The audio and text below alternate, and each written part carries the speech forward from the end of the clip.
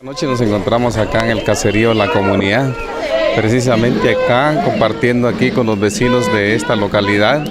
Pues hoy se están realizando dos acciones muy importantes, ¿verdad? Aprovechando la ocasión, aquí conjuntamente con los escolares, maestros y la comunidad, están celebrando la independencia, ¿verdad? Que es un acto muy importante.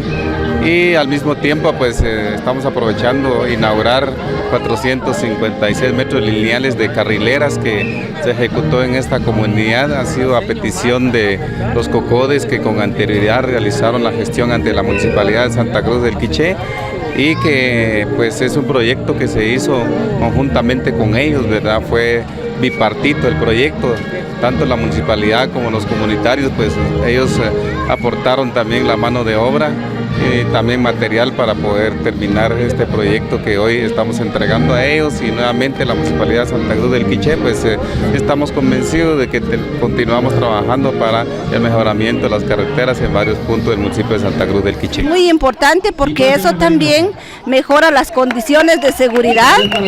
Cuando hay una carretera en malas condiciones afecta la seguridad de los niños, de las mujeres, de los ancianos, y es muy importante para el desarrollo comunitario. Mire, todos felices, como ven ustedes, estamos reunidos acá en la comunidad, agradecidos, ¿verdad? Porque sabemos que es una situación que viene a aportar a la seguridad y digamos que mejora las carreteras. Las condiciones de nuestra carretera pues estaban en muy malas condiciones, y tanto para vehículos y tanto para los vecinos, para los niños también, cuando vienen a la escuela, ¿verdad? A recibir clases.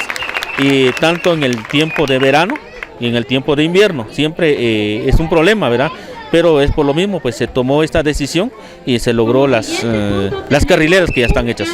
La municipalidad pues nos ha apoyado, porque esta no es la primera inauguración, sino que, si no estoy muy mal, en el mes de abril también se inauguró también lo que es la circulación de la escuelita por acá, y también fue un aporte también de la municipalidad.